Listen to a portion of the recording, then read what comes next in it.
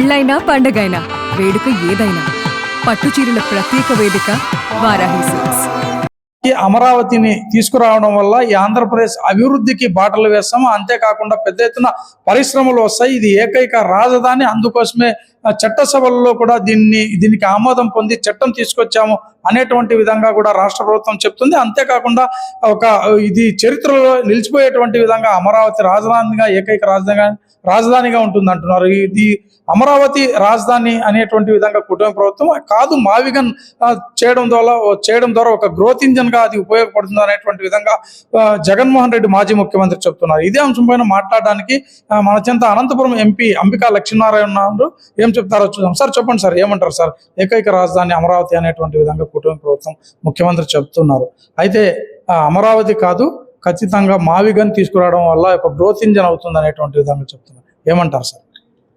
ఆంధ్రప్రదేశ్ యొక్క శాశ్వత రాజధానిగా అమరావతిని నిర్ణయించుకోవడం జరిగింది. ఎందుకంటే 2014-19 ప్రాంతంలో కూడా చంద్రబాబు నాయుడు గారు అమరావతి గురించి అసెంబ్లీలో తీర్మానం ప్రవేశపెట్టినప్పుడు సాక్షాత్తు జగన్మోహన్ రెడ్డి, అప్పుడు ప్రతిపక్ష నేతగా ఆయన కూడా అమరావతినే రాజధానిగా కావాలి, ఎందుకంటే ఇప్పటికే రాష్ట్రం విభజన జరిగిన తర్వాత చాలా నష్టపోయింది, ఇప్పుడంతా సమిష్టిగా కలిసిమెలిసి అమరావతిని అభివృద్ధి చేసుకుని చెప్పేసి వారే మాట చెప్పారు. తర్వాత మాట తప్పారు, అది వేరే విషయం అనుకోండి. ఇప్పుడు రాజధానిగా దాదాపు 29,000 మంది రైతులు 35,000 ఎకరాల పైచులకు భూముల్ని స్వచ్ఛందంగా అమరావతి నిర్మాణం కోసం వాళ్ళు తరలి వచ్చి ఇచ్చిన తర్వాత దాన్ని పూర్తి స్థాయిలో నిర్మాణం చేసే బాధ్యతని ప్రభుత్వం చేపట్టిన తర్వాత అనుకోని పరిస్థితులలో తెలుగుదేశం పార్టీ ప్రభుత్వం 2019లో రాకపోవడం వల్ల వైసీపీ ప్రభుత్వం వచ్చిన తర్వాత వాటిని నిర్లక్ష్యం చేయడమే కాదు, రైతులని, ఆ రైతుకు సంబంధించినటువంటి వాళ్ళ కుటుంబ సభ్యులని, మహిళల్ని విచక్షణారహితంగా వాళ్ళందరినీ కూడా దౌర్జన్యపరంగా వాళ్ళందరినీ కూడా అణిచివేస్తూ వాళ్ళు చేసే పోరాటాన్ని, ఉద్యమాల్ని ఆపివేస్తూ అనేక రకాల హింసిస్తూ జైలు పాలు చేసేటువంటి పరిస్థితి మనం చూసాం. అంటే ఈ రాజధాని కోసం స్వచ్ఛందంగా ముందుకు వచ్చేటువంటి రైతన్నలు చేసేటువంటి త్యాగాల్ని కనీసం గుర్తించే పరిస్థితులు లేకపోగా వాళ్ళందరి మీద కేసులు పెట్టేటువంటి ప్రయత్నాన్ని కూడా చేయడం జరుగుతూ ఉంది. అంటే ఈరోజు మనం ఒకటి గమనించాలి, ఎక్కడ కానీ దేశంలో కానీ ప్రపంచంలో కానీ ఎక్కడా లేనటువంటి ల్యాండ్ పూలింగ్ విధానం ద్వారా ఒక రాజధాని నిర్మాణం కోసం స్వచ్ఛందంగా తరలి వచ్చి ఇచ్చినటువంటి భూములలో మనం నిర్మాణం చేసుకుని తద్వారా ఈ రాష్ట్ర రాజధాని ద్వారా ఆంధ్రప్రదేశ్కి ఒక ఆర్థికమైనటువంటి నగరాన్ని సృష్టించుకోవాలి, తద్వారా అందరికీ కూడా ఉపయోగపడాలి, యువతకు కావచ్చు, లేకపోతే రైతులు కావచ్చు, మహిళలకు కావచ్చు, ప్రతి ఒక్కరు ఈ రాజధాని వల్ల అంతో ఎంతో ఆర్థికమైనటువంటి ఒక పరిపుష్టత చేకూర్చాలనేటువంటి ఆలోచనతో చంద్రబాబు నాయుడు గారు చేపట్టినటువంటి ఈ రాజధాని యొక్క సమస్యని మేము పూర్తి స్థాయిలో ఎన్డీఏ గవర్నమెంట్లో ఈరోజు ప్రధానమంత్రి నరేంద్ర మోదీ గారి యొక్క సహకారంతో ఈరోజు మేము పూర్తి స్థాయిలో బిల్లుని తీసుకురావడం జరుగుతూ ఉంది. అదేవిధంగా ఈ బిల్లు వచ్చిన తర్వాత ప్రత్యక్షంగా అమరావతి ప్రాంతవాసులే కాదు, రాష్ట్రంలో ఉన్నటువంటి ప్రతి మారుమూల నుంచి కూడా సంతోషం వ్యక్తపరుస్తూ అనేక రకాలుగా పండుగ వాతావరణం జరుపుకోవడం మనం చూసాం.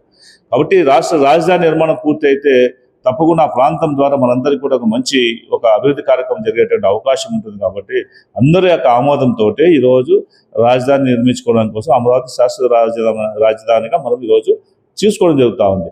దీనికి మనకి ప్రధానమంత్రి నరేంద్ర మోదీ గారు 2014-19 ప్రాంతంలో అమరావతి రాజధాని నిర్మాణం చేపట్టినప్పుడు వారే స్వయాన వచ్చి పార్లమెంట్లో ఉన్నటువంటి మట్టిని, పార్లమెంట్ అంటే చాలా మన పవిత్రంగా చూసుకున్నటువంటి పరిస్థితి భారతదేశంలో, అలాంటి పార్లమెంట్లో ఉన్నటువంటి మట్టిని పవిత్ర యమునా నది నుంచి నీరుని తీసుకొచ్చి అక్కడ మనకి ఇచ్చి ఈ యొక్క మంచి ఒక ఆలోచనతోటి నిర్మాణం చేపట్టండి, మంచి భవిష్యత్తు ఉంటుందని చెప్పేసి వారు ఇచ్చినటువంటి హామీని కూడా తొంగలో దొక్కేటువంటి పరిస్థితి మనం చూసాం.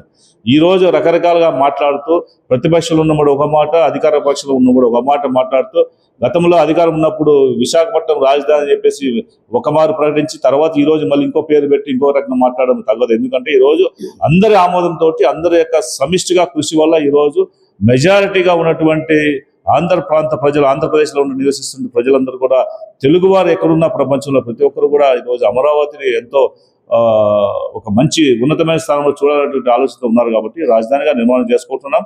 ఖచ్చితంగా భవిష్యత్ తరానికి అమరావతి నగరం అనేది ఒక మంచి ఒక సిటీగానే కాదు, మంచి వ్యాపారం సంబంధించినటువంటి ఒక ప్రాంతమే కాదు, ఈ రాష్ట్రం యొక్క దిశా నిర్దేశాన్ని కూడా చూపించేటువంటి ఒక ప్రాంతంగా ఖచ్చితంగా వెలుగొంటుందని నేను తెలియజేసుకుంటున్నాను. ఇది ఆంధ్రప్రదేశ్కు అమరావతి అనేటువంటిది భవిష్యత్తు. ఇదే ఒక పెద్ద ఎత్తున భవిష్యత్తులో ఇది ఎంతో ఉన్నతంగా ఉంటుంది, ఒక ఆర్థిక రాజధానిగా ఉంటుంది. దీంతోనే భవిష్యత్ అనేటువంటి విధంగా కూడా అనంతపురం ఎంపీ అంబికా లక్ష్మీనారాయణ చెప్తున్నారు. మరోవైపు జగన్మోహన్ రెడ్డి పూటకో మాట మాట్లాడడం విధంగా ముందు అమరావతికి మద్దతు పలికారు, ఇప్పుడు మావిగన్ను అంటూ మరో రకంగా మాట మార్చడం, అదే విధంగానే 3 రాజధానులు అనేటువంటి విధంగా అంతకుముందు ప్రకటించడం, ఈ విధంగా పూటకో మాట జగన్మోహన్ రెడ్డి మాట్లాడుతున్నాడు అనేటువంటి విధంగా కూడా చెప్తున్నారు అనంతపురం ఎంపీ అంబికా లక్ష్మీనారాయణ. రసూల్, ఈటీవీ, అనంతపురం జిల్లా నుంచి.